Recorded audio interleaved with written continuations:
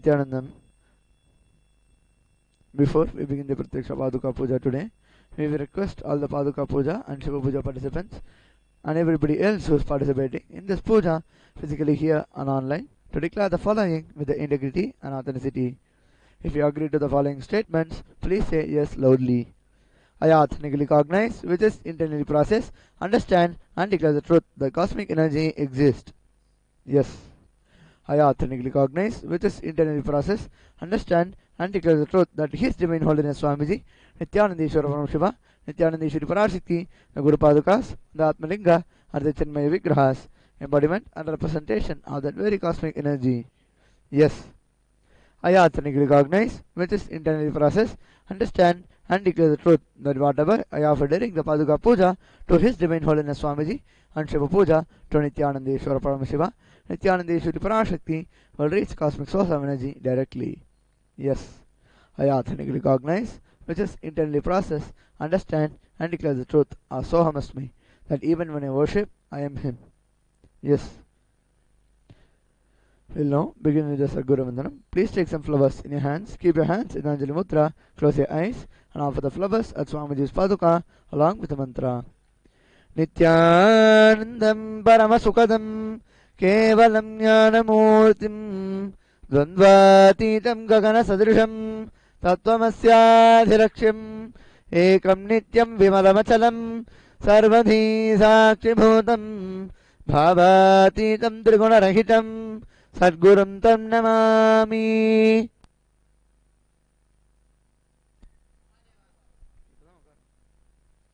The next is Guru Parampara Vandanam. Please take some flowers in your hands. Keep your hands in Anjali Mudra. Close your eyes and offer the flowers at Swamiji's Paduka along with the mantra. Nityananda Dhano Dustaram Jarase Panirajam Jasigalham Pradeepas Sarvesham Marunagiri Yogi Vijajate. Now, keeping your right hand in the Gokarna Mudra, pour an udalini of water and sip the water thrice as the following mantra is chanted. Om Atmatattvam Shodhajami Sudha, Om Vidyatattvam Shodhajami Sudha, Om Shivatattvam Shodhajami Sudha. Wash your right hand with the water from the Panchapatram. Now, with the right hand base of the right hand thumb finger, wipe the upper and lower lips twice, chanting the following mantra internally. Om Hamridaja Janamaha. Now, with the fingertips of the thumb, index, middle and ring finger join together, touch your upper lips and the lower lips. Wash your right hand with the water from the Panchapatram. Now, with the tips of the right hand index and the thumb finger join together, touch your right nostril, left nostril. Now, with the ring finger and the thumb finger join together, touch your right eye, right ear, left ear. Wash your right hand with the water from the Panchapatram. Now, with the base of the thumb, little finger and the thumb finger join together, touch your navel center, your right chest, left chest. Now, with the fingertips of your right hand join together, touch above your head, your right shoulder, left shoulder, and your heart center. The next is Shuklam Vardhanam. Now, clench your hands into fists and tap with the middle finger of both the hands, knuckles of the middle fingers of both the hands. Tie the sides of your forehead, the temples. Visualizing Lord Mahaganapati in your third eye, chanting the mantra. Om Shuklam Vardhanam Vishnum Shajivarnam Chaturbhujam Prasannavadhanam Dhyajet Sarva Vignopashantaje. Now, with the little finger and the ring finger, close the left nostril, and with the thumb finger, close the right nostril. Now, from the left nostril, inhale deeply, closing the right nostril with the thumb finger. Inhale deeply and close both the nostril and hold the breath as much as you can, and release the hold on your right nostril with your thumb finger and exhale slowly. During this inhalation, retention and exhalation process, the Samhita mantras are chanted. Om Ham Ishana Murdhaya Namam Hentat Prashaptiraya Namam Aghar Hridaya Namam Himam Rigukaya Namaha Om Sajjajat Mudin Namam Amriyaya Namam Him Sharisaya Namam Shikaya Namam Hingavachaya Namam Om Netribhya Namam Hastraya Namaha Om Ham Ishana Murdhaya Namam Hentat Prashaptiraya Namam Aghar Hridaya Namam Himam Rigukaya Namaha Om Sajjajat Mudin Namam Amriyaya Namam Him Sharisaya Namam Om Shikaya Namam Hingavachaya Namaha Om Netribhya Namam Hastraya Namaha Om Ishana Murdhaya Namam Hentat Prashaptiraya Namam Aghar Hridaya Namam Himam Rigukaya Namaha Om Sajjajat Mudin Namam Amriyaya Namam Him Sharisaya Namam Om Shikaya Namam Hingavachaya Namaha Om Netribhya Namam Hastraya Namaha. Now with the right hand, touch the right ear. Now keep the left palm closer to the right palm. Keep both the hands on your right thigh and chant the Sankalpa mantra. And offer the flowers towards in our direction at the end of the mantra. ममोपात समस्त दुरितक्षजद्वारा भगवत् श्री नित्यानंद परम शिव प्रीत्यर्थम श्री नित्यानंदेश्वरी पराशक्ति समेत श्री नित्यानंदेश्वर परम शिव प्रीत्यर्थं च शुभे शोभने मुहूर्ते अद्य ब्रह्मणः द्वितीय परार्धे श्री श्वेतवराह कल्पे वैवस्वतमन्वन्तरे अष्टाविंशतितमे नित्ययुगे प्रथमे पादे जम्बूद्वीपे भारतवर्षे भरतखण्डे मेरोः दक्षिणे पार्श्वे शकाब्दे अस्मिन् वर्तमाने व्यवहारिके प्रभवादीनां दष्ट्याः संवत्सराणां मध्ये शार्वरीनाम संवत्सरे उत्तरायणे लक्ष्मी वेंकटेश्वर ऋतौ मेषमासे कृष्णपक्षे पंचम्यां शुभतिथौ गुरुवासरयुक्तायां शुभ नक्षत्र शुभ योग शुभ करण एवं गुण विशेषण विशिष्टायां अस्यां शुभतिथौ श्री कैलासोन्नतत्वादशान्तश्यामलापीठारूढ श्री मीनाक्षि सुंदरेश्वर अभिन्न स्वरूप परशिवपुत्र रत्नकुमार गुरुमन्यतुल्यावतार श्री पार्वती स्तन्यपान लब्ध दिव्य ज्ञान विश्रुत सकल निगमागम सारभूत द्राविड वेद प्रवक्तृ श्रीमत् परम शिव करुणा समधिगत मुक्तामजत दुरस्त्रजा नगीजमान छत्र चामर श्री चिन्ह काहलादि समस्त विरदावल्यलंकृत ज्ञान विज्ञान चक्रवर्ती सर्वजन संघ सद्यो निर्वाण दीक्षाब्जजापवर्ग वर्ष विश्राणती मूत परमत कलभकेसरी शैव सिद्धांत स्थापनाचार्य श्री राजाधिराज पांड्य महाराज गुरु श्रवण शाक्यादि महांधकार निवारण ज्ञान भानु वीक्षणा नरहर ध्वजोच्छेदन पूर्वक श्रीमद्वृषभध्वज स्थापक शैव समज कर्तृ सर्वज्ञ पीठारूढ़ श्री जगद्गुरु श्री ज्ञान संबंध देशिक स्वामी वागीश सुंदर माणिक्य वाचक स्वामिनाम अवतार भूत श्री ज्ञान संबंध स्वामी पुनरुद्धृत श्यामला पीठ सर्वज्ञ पीठ तृणवत्युत्तर द्विशततम गुरु महासन्निधान अरुणगिरि योगीश्वर परंपरागत अरुणाचल सर्वज्ञ पीठ गुरु महासन्निधान कैलास परंपरागत कांची कैलास सर्वज्ञ पीठ त्रयस्त्रिंशदुत्तर द्विशततम गुरु महासन्निधान नित्योत्सव नित्य मंगल नित्य कल्याण नित्य रजित कैलास परंपरागत आदिपीठ सर्व आदि कैलास नित्यानंद पीठ महासंस्थान महासिंहासन पीठ कर्तृ साक्षात् श्री परम शिव समुद्भूत कैलास परंपरागत वैवस्वतमनु इक्ष्वाकु हरिश्चंद्र भगीरथ श्रीरामचंद्र शूरसेन इत्यादि अनवच्चिन्ह सार्वभौम चक्रवर्ती परंपरागत चतुष्षष्टि योगिनी मंडित चतुष्षष्टि संप्रदाय प्रवर्तक मनुधर्म शासन सूर्यवंश प्राप्त सर्वज्ञ पीठ सुरांगी साम्राज्य मूर्धाभिषिक्त चूड़ामणे साक्षात् श्री परम शिव समुद्भूत कपिल महागुरु पुनरुद्धृत महानिर्वाणी पीठ अष्टोत्तर सहस्र श्री महामंडलेश्वर साक्षात् श्री परम शिव सिंहासनाभिषिक्त समस्त गणनायक श्री महागणपति समारंभ अनवचिन्न पीठाधीश्वर गुरु परंपरा प्राप्त अटल पीठ अष्टोत्तर सहस्र श्री अटल पीठाधीश्वर धर्म मुक्ति स्वर्गपुर स्वर्ण पीठ त्रयोविंश गुरु महासन्निधान कैलास परंपरागत आदिपीठ सर्वज्ञ पीठ जगत गुरु श्री कैलास पुनरुद्धारक श्री कैलास परमाचार्य श्रीमत् परमहंस परिव्राजकाचार्य वर्य सच्चिदानंद प्रणव स्वरूप श्रोत्रिय ब्रह्मनिष्ठ श्रीमद् जगत गुरु श्रील श्री भगवत् श्री नित्यानंद परम शिव श्री ज्ञान संबंध देशिक परमाचार्य स्वामिनां प्रीत्यर्थं तेषां पादारविन्दयोः भक्ति सिद्ध्यर्थं गुरुकृपा कटाक्ष सिद्ध्यर्थं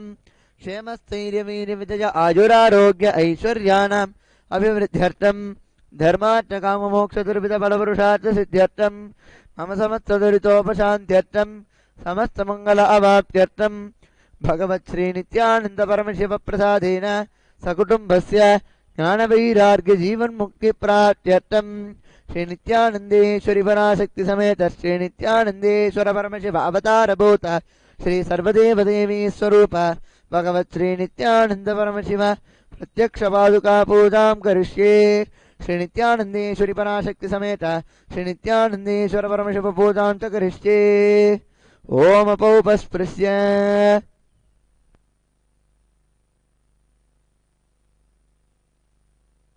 the next is Ghantanada. Keep the bell, take the bell in your left hand, keep it above your heart center, and ring the bell loudly as the following mantra is chanted. Om Agamatandu Devanam Gamanatandu Rakshasam Ghantanadam Karomyado Devata Kwanalanchanam Ghanta Devatabhyo Namaha. The next is Manasa Puja. Now keeping your hands in the Korma Mudra. Take some flowers in your hands. Close your eyes and offer the flowers at Swamiji's Paduka at the end of the mantra. Om Hritpatmamasanam Dadyat Sahasrarachyudamritaihi Padyam Charanajor Dadyat Manastu Arghyam Nivedajet Sena Amritena Achamanijam Snanijam Tena Tasmritam Akashatattvam Vastram Syat Gandhasyat Gandhatatvakam Chittam Prakalpajet Pushpam धूपं प्राणान् प्रकल्पयेत् तेजस्तत्त्वं च दीपार्थं नैवेद्यं स्याच्युताम्बुधिः अनाहतत्वनिर्घण्टा वायुतत्त्वं च चामरं सहस्रारं भवेत् छत्रं शब्दतत्त्वं च गीतकं नृत्यमिन्द्रियकर्माणि चाञ्चल्यं मनसस्तथा पद्ममाला पुष्पं नानाविधं तथा अमाजाद्यैर्भावपुष्पैः अर्चयेत् भावगोचरम् अमाजम् अहङ्कारम् अरागम् अमदम् तथा अमोहकम् अदम्भम् च अद्वेषाक्षोभगो तथा अमात्सर्यम् अलोभम् च दशपुष्पम् विदर्बुदाः अहिंसा परमम् पुष्पम् पुष्पमिन्द्रियनिग्रहः दया पुष्पम् क्षमा पुष्पम् ज्ञानपुष्पम् च पञ्चमम् इति पञ्चदशेर्भावपुष्पैः सम्पूजयेत् भगवन्तं Shri Nityanand Paramashivam. Offer the flowers at Swamiji's Paduka. Now, the next is Upachara Puja, the first is Asanam. Now, please take some flowers in your hands, offer it at Swamiji's Paduka, along with the mantra. Asanam Om Sarvabhutantarasthaya Sarvabhutantaratmane Kalpajamyupavechartam Asanante Namo Namaha. Om Hrim Idam Suvarnasanam Sarvadevadevi Swarupaya Bhagavate Sri Nityananda Paramashivaya Namaha. The next is Swagatam. Now please take some flowers in your hands and offer it at Swamiji's Paduka along with the mantra. Swagatam Om Shantatvat Sarvakartritvat Bhavo Paratikaranat शिवमुक्तो महातन्त्र मन्द्रविद्भिः सदा शिवः तस्मै शिवाय गुरवे वीतरागकलाघवे अमेजत्वादनन्दोऽजम् अजत्वा च प्रकीर्तितः यस्य दर्शनमिच्छन्ति देवाः स्वाभीष्टसिद्धये तस्मै ते परमेशान स्वागतं स्वागतं प्रभो अद्य मे सफलं जन्म जीवनं सबलाक्रियाः स्वागतं यत्त्वया तन्मे तपसां बलमागतम्. Om Hrim Sarvadevadevi Swarupa Bhagavan Sri Nityananda Paramashiva Swagatam Suswagatam Te. The next is Padyam. Now please take an uttarani of water in your hands and offer it at Swamiji's Paduka along with the mantra. Padyam Om Yat Bhaktilesha Samparkat Paramananda Samplavaha तस्मै ते परमेशान पाद्यं शुद्धाय कल्पयेत्. ॐ ह्रीं एतत्पाद्यं सर्वदेवदेवी स्वरूपाय भगवते श्रीनित्यानन्द परमशिवाय नमः. The next offering is Arghya. Now please take the conch in your hands and offer it at Swamiji's Paduka along with the mantra. Arghya Om Durvakshata-samajuktam bilvapatram tatha param shobhanam shankapatra sangrahanargyam maheswara. Om Hrim Esho Arghya Sarvadevadevi Swarupaya भगवते श्री नित्यानंदपरमशिवाय स्वाहा. The next offering is Achamaniyam. Now please take another Udaraniya water in your hands. Offer it at Swamiji's Paduka along with the mantra. Achamaniyam Om Mandakinyattu Jadvari Sarva Papaharam Shubham Grahanachamaniyam Tvam Maja Bhaktya Nimeditam Om Hrim Idam Achamaniyodhakam Sarvadeva Devi Swarupaya Bhagavate Sri Nityananda Paramashivaya Swadha. The next offering is Madhubarka. Now please take the Madhubarka in your hands and offer it at Swamiji's Paduka along with the mantra.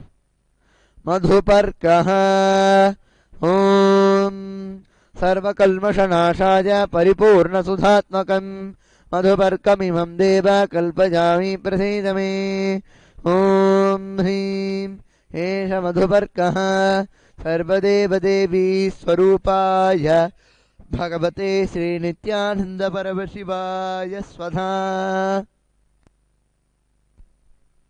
The next offering is Gandhatailam. Now please take the scented oil in your hands and offer it at Swamiji's Paduka along with the mantra. Gandhatailam Om श्रेयङ्गृहाणस्तेन लोकानामितकारक सर्वलोकेषु शुद्धस्त्वं ददामि स्नेहमुत्तमम् ॐ ह्रीं इदं गन्धतैलं सर्वदेवदेवी स्वरूपाय भगवते श्रीनित्यानन्दपरमशिवाय निवेदयामि. The next offering is Snaniyam. Now please take another Udaraniya water in your hands and ring the bell as you do so. Now for the Udarani of water at Swamiji's Paduka along with the mantra. Snanijam Om Idam Chushita Lambari Swacham Shuddham Manoharam Snanartam Devaja Bhakya Kalpitam Vridigrihyata Om Hrim Idam Snaniyodakam Sarvadeva Devi Swarupaya Bhagavate Sri Nityananda Paramashivaya Nivedayami. The next offering is Vastram. Now please take some flowers in your hands, offer it at Swamiji's Paduka along with the mantra. Vastram Om Maja Chitrapatha Channa Nija Guhyorute Jase Niravarana Vignaja Vasaste Kalpajamyaham Om Hrim Idam Vastrottarijam Sarvadevadevi Swarupaya Bhagavate Sri Nityananda Paramashivaya Nivedayami. The next is Abharanam. Now please take the jewelry in your hands and offer it at Swamiji's Paduka along with the mantra. Abharanam Om स्वभावसुन्दराङ्गाय नानाशक्याश्रयायते सुवर्णं भूषणं तुभ्यं कल्पयामि प्रसीद मे ॐ ह्रीं इदं सुवर्णाभरणं सर्वदेवदेवी स्वरूपाय भगवते श्रीनित्यानन्दपरमशिवाय निवेदयामि. The next offering is Gandha. Now please take the sandalwood paste in your hands and offer it at Swamiji's Paduka along with the mantra. Gandha Om Shariram Dena Janami Cheshtan Neva Janeva Cha Maja Niveditam Gandhan Pradigrihya Vilipyata Om Hrim Nesha Gandha Sarvadeva Devi Swarupaya Bhagavate Sri Nityananda Paramashivaya Namaha. The next offering is Pushpam. Now please take some flowers in your hands, smear it with sandalwood paste and offer it at Swamiji's Paduka along with the mantra. Pushpam Om Suriyavana Sampannam Nana Gunamanoharam Ananda Saurabham Pushpam Grihyatamidamuttama Om Hrim Etani Satandana Pushpani Sarvadeva Devi Swarupaya Bhagavate Sri Nityananda Paramashivaya Bhushate. The next offering is Bilva Patram. Now please take some Bilva leaves smeared with sandalwood paste in your hands and offer it at Swamiji's Paduka along with the mantra Bilva Patram Om Amritodbhavam Shri Vruksham Shankarasya Sada Prijam Bilva Patram Rajachami Pavitram Te Sureshwara Om Hrim Etani Satandana Bilva Patrani Sarvadeva Devi Swarupaya Bhagavate Sri Nityananda Paramashivaya Oshate. The next offering is Tulasi Patram. Now please take the Tulasi leaves, smeared with sandalwood paste in your hands, offer it at Swamiji's Paduka along with the mantra Tulasi Patram Om Namaste Bahurupaya Varadamotaye Paramatmane Swaha Om Hrim Idam Satandana Tulasi Patram Sarvadeva Devi Swarupaya Bhagavate Sri Nityananda Paramashivaya Namaha. The next offering is Dhupa. Now please take the lit incense sticks in your hands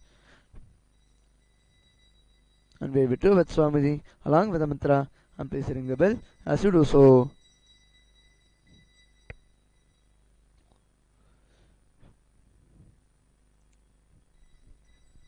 Dhupaha Om Vanaspatiraso divyo gandhadhyasu manoharaha Agreya sarvadevanam dhupo jampratigrihyatam Om Hrim Esha dhupaha sarvadeva devi swarupaya Bhagavate Sri Nityananda Paramashivaya Namaha. The next offering is Deepaha. Now please take the lamp in your hands and wave it towards Swamiji along with the mantra and please ring the bell as you do so. Deepaha Om Suprakasho Mahadeepaha Sarvatastimiراpaha Sabhakyabhyantaram Jyotirdeepo Jampratigrihyatam Om Hrim Eshatdeepaha Sarvadeva Devi Swarupaya Bhagavate Sri Nityananda Paramashivaya Namaha. The next offering is Naivedyam. Now please take some flowers in your hands, hold it clockwise over the Naivedyam. Now offer the flowers at Swamiji's Paduka along with the mantra and please ring the bell as you do so. Naivedyam Om Naivedyam Vividham Deva Sarkaradi Vinirmitam Maja Niveditam Bhaktya Grihana Parameswara Om Hrim Idam Sobakarna Naivedyam Sarvadeva Devi Swarupaya Bhagavate Sri Nityananda Paramashivaya Nivedayami. The next offering is Panijam. Now please take another water in your hands. Offer it at Swamiji's Paduka along with the mantra Panijam Om Samastadeva Devesha Sarvatriptikaram Param Akhandananda Samburnam Grahana Jalamuttamam Om Hrim Idam Panatodakam Sarvadeva Devi Swarupaya Bhagavate Sri Nityananda Paramashivaya Namaha. The next offering is Punarachamaniyam. Now please take another Udaraniya water in your hands and offer it to Swamiji's Paduka along with the mantra Punarachamaniyam Om Uchchushtamapya Sutirvajasya Smaranamatridaha Shuddhimapnoti Tasmai Te Punarachamanijakam Om Hrim Idam Punarachamani Sarvadeva Devi Swarupaya Bhagavate Sri Nityananda Paramashivaya Swaha.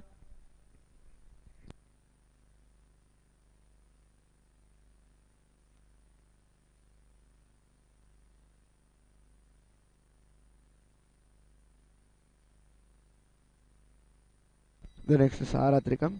Now please take the camphor in your hands, wave it towards Swamiji along with the mantra and please ring the bell as you do so. Aratrikam Om Hrim Esha Deepamala Sarvadeva Devi Swarupaya Bhagavate Sri Nityananda Paramashivaya Namaha.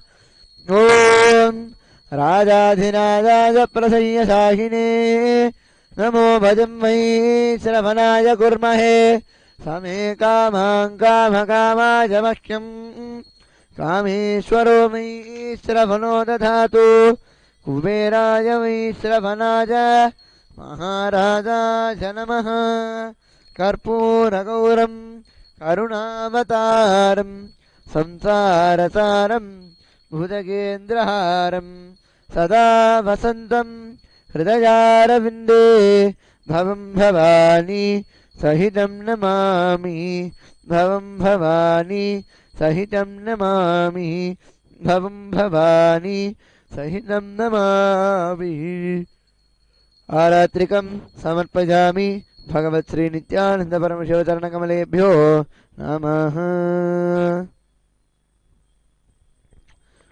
Now please take some flowers in your hands. Keep your hands in Anjali Mudra. Close your eyes. Now for the flowers and Swamiji's Paduka. The end of the mantra.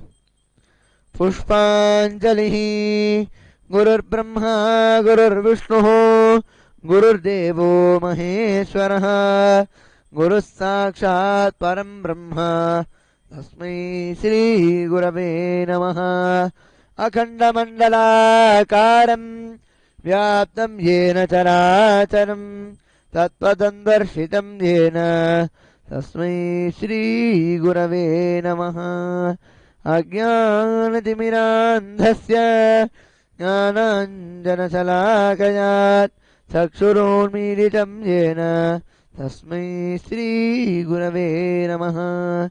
अनेकजन्मसम्प्राप्तकर्मबन्धविदाहिने आत्मज्ञानप्रदान्येन तस्मै श्रीगुरवे नमः. जगन्नाथ श्रीजगन्नाथो मद्गुरु श्रीजगद्गुरुः ममात्मा सर्वभूतात्मा तस्मै श्रीगुरवे नमः. ईश्वरो गुरुरात्मेति मूर्तिभेदविभागिने व्योमवद्व्याप्तदेहाय दक्षिणामूर्तये नमः. नित्यानन्दं परमसुखदं केवलं ज्ञानमूर्तिं द्वन्द्वातीतं गगनसदृशं तत्त्वमस्याद्यलक्ष्यम् एकं नित्यं विमलमचलं सर्वधी साक्षिभूतं भावातीतं त्रिगुणरहितं सद्गुरुं तं नमामि. पुष्पाञ्जलिं समर्पयामि भगवत् श्री नित्यानंद परमशिव चरणकमलेभ्यो नमः. ॐ नित्यानन्दं. The next is Paramashiva Puja. Now please sit facing the north direction. The first is Tattva Chamanam. Please follow the Acharya as he is demonstrating how to perform the Tattva Chamanam. Om Atma-tattvam shodhayami svadha. Om Vidya-tattvam shodhayami svadha. Om Shiva-tattvam shodhayami svadha. Om Hamridajaya Namaha.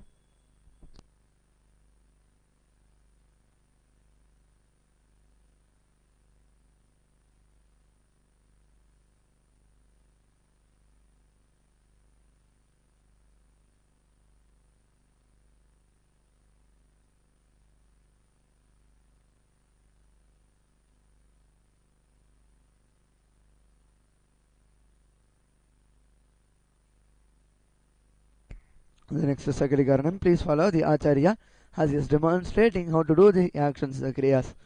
Sakalikritya Om Ha Astra Janamaha Shaktaje Bhushate Om Ham Shivasana Janamaha Om Ham Shivamotaje Namaha Om Ham Satyojatamotaje Namaha Om Him Mahamadeva Gukshyaya Namaha Om Hum Aghora Hridaya Namaha Om Him Tatpurushavaktraya Namaha Om Hom Ishanamurdhaya Namaha Om Ham Om Vidyadehaya Namaha Om Hom Netrebhyo Namaha Om Ham Om Shivaya Namaha Om Amradaya Namaha Om Him Sirse Namaha Om Hom Shikasi Namaha Om Him Kavasa Namaha Om Ha Astra Namaha Om Him Kavasa Namaha Om Ham Shivaya Bhushate Om Ham Om Shivaya Namaha Om Ham Shivasana Namaha Om Ham Shivamotaje Namaha Om Ham Satyojatamotaje Namaha Om Him Mahamadeva Gukshyaya Namaha Om Hum Aghora Hridaya Namaha ओम हें तत्पुरुषभक्तिराय नमः।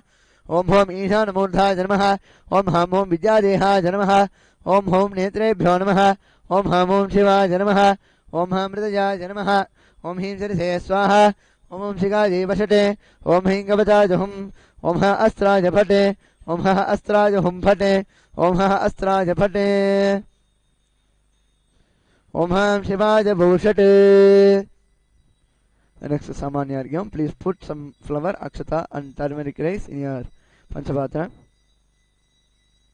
Close the mouth of the Panchapatra with your right hand. Om, Om, Om, Om, Om, Om, Om. Now, demonstrate the, show the mudras to the Panchapatra as Acharya is demonstrating. Om Ha Astra Japate. Om Hing Kavacha Jahum.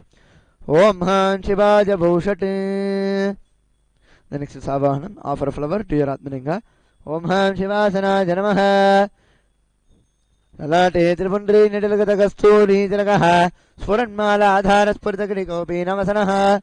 Nadhano Dustaram Jarasipani Rajam Jasikalam.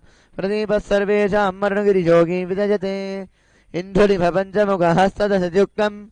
शूलमृगटङ्कमसिवज्रम भजं स्यात् पाशवरदाङ्कुशमणिज्वल नवामि श्वेतकमलासन सदाशिवस्वरूपम् ॐ हां शिवमूर्तये नमः. After the flower to your Atmalinga.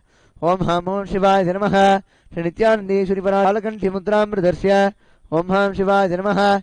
Idringa Mudram. Namaskara Mudram. Om Hingavata Hum. Ityavakuntal Mudran Pradarshya. Now after a flower to your Atmalinga. Om Ham Om Shivaya Namaha. Shri Nityanandeshwari Parashakti Sameta. Shri Nityanandeshwara Param Shivaya Namaha. Hasanam Samarpajami. Now, pour another water, showing into the bathroom of the Atmalinga, into the Padya bathroom. Om Ham Shivaya Namaha. Do the same, showing to the middle of the Atmalinga, offer to the Achamana bathroom. Om Ham Shivaya Swadha. Now showing to the top of the Atmalinga, offer it in the Argya bathroom. Om Ham Shivaya Swaha. Shri Nityanandeshwari Parashakti Sameta. Shri Nityanandeshwara Param Shivaya Namaha. Padya Chamanargham Dattva. Now, ring the bell loudly and ring pour 2-3 udarnis of water onto the Atmalinga. Om Ham Om Shivaya Namaha. Shri Nityanandeshwari Parashakti Sameta. Shri Nityanandeshwara Param Shivaya Namaha. Sranam Samarpajami. Now, to the center of the Atmalinga, use for an udarni of water and offer it in the Achamana Patram. Srananatamachamanam Samarpajami. Om Ham Shivaya Swadha. Now, offer some akshata to your Atmalinga. Om Ham Om Shivaya Namaha. Shri Nityanandeshwari Parashakti Sameta. Shri Nityanandeshwara Param Shivaya Namaha. Astrayagna Pavita Uttariya Bharanartham Akshatan Samarpajami. Offer some sandalwood paste to your Atmalinga. Om Ham Om Shivaya Namaha. Shri Nityanandeshwari Parashakti Sameta. Shri Nityanandeshwara Param Shivaya Namaha. Gandhandarajami. Gandhasya Hridra Kungmachurnam Samarpajami. Now offer flowers as you hear the word Namaha to your Atmalinga. Om Bhavaya Devaya Namaha. Om Bhavasya Devasya Patni Namaha. Om Sarvaya Devaya Namaha. Sarvasya Devasya Patni Namaha. Om Ishanaya Devaya Namaha. Ishanasya Devasya Patni Namaha. Om Pashupate Devaya Namaha. Pashupate Devasya Patni Namaha. Om Ugraya Devaya Namaha. Ugrasya Devasya Patni Namaha. Om Rudraya Devaya Namaha. Rudrasya Devasya Patni Namaha. Om Bhimaya Devaya Namaha. भीमस्य देवस्य पत्नी नमः. ओम हते देवाय नमः. महतो देवस्य पत्नी नमः. ओम हाम ओम शिवाय नमः.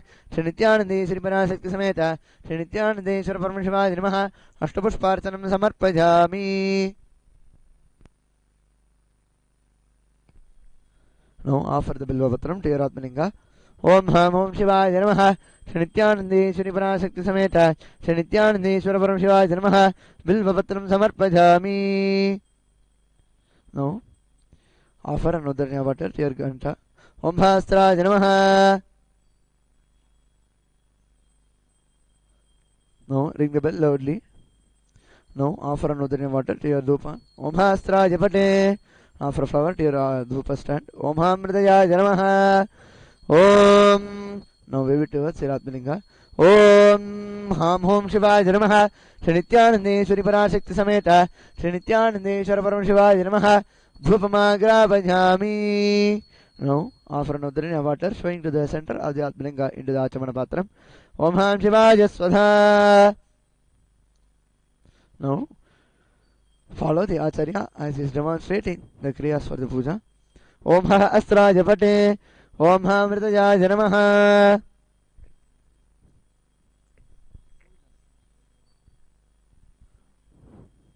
Om Uddipya Sadata Vedopagninirtimama Pashugastamatyamavaha Jivanam Chadisho Disha Manohigum Tirjata Vedogamas Pumbrusham Jagate Afi Pradakna Agahi Sriyam Havaripadaya Om Hamum Shiva Janamaha Shanityanandi Suriparasekti Sameta Shanityanandi Sharvam Shiva Janamaha Deepam Darshayami.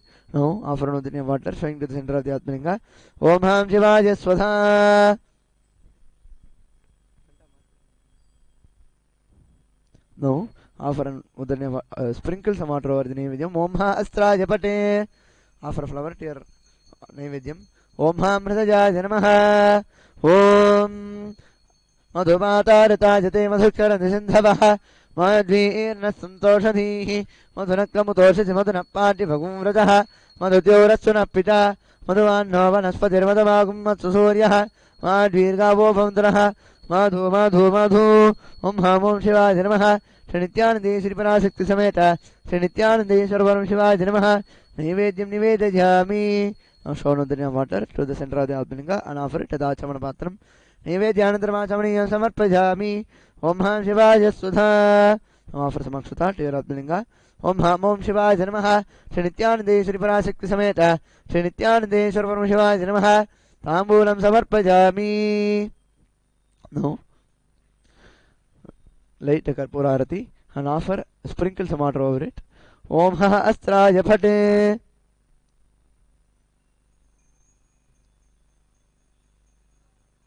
Now, offer a flower to your Arati plate. Om Ha Mridaya Janamaha. Now take the Arati plate in your hands and wave it towards Swamiji.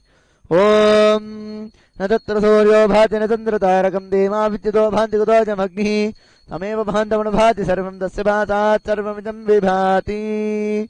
Shanityanandi Sriparasekti Sameta Shanityanandi Swarvaram Shiva Janamaha. Pura Nirajanam Sandarushayami. Om Ham Shivaya Swadha.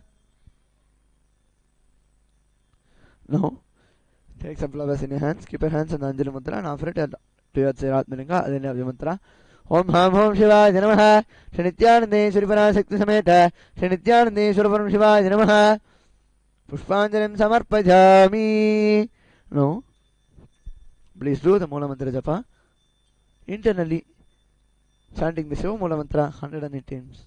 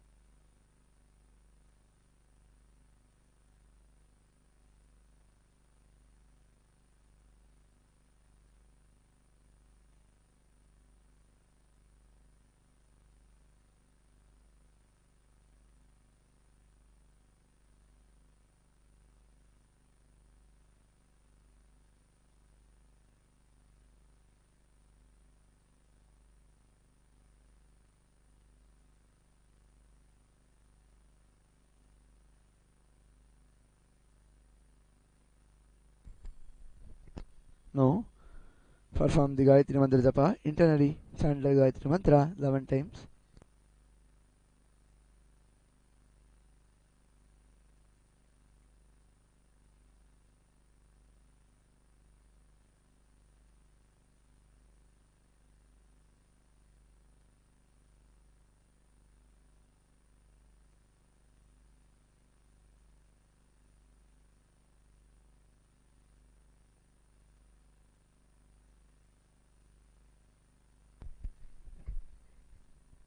Now take some flowers, akshata and Durvagras in your hands and keep your hands in the Udbhava Mudra. Om Ha Mridayaya Namaha. Om Haim Kavachaya Hum. Om Ha Astraya Pate. Pour some Mudra water in your right hand and then through the Udbhava Mudra offer it to the left Vamahasta, the left side of the Atmalinga. ओम यत्किंचित् कर्म देवेश सदा सुकृतदुष्कृतं तन्मे शिवभजस्तस्य भुंक्षक्ष भजशङ्कर शिवो धाता शिवो भोक्ता शिवः सर्वमिदं जगत् शिवो यदिति सर्वत्र यशिवस्सोऽहमेव तु. Now please perform the Tattva as demonstrated by the Acharya. ओम आत्मतत्त्वं शोधयामि स्वधा. ओम विद्यातत्त्वं शोधयामि स्वधा. ओम शिवतत्त्वं शोधयामि स्वधा.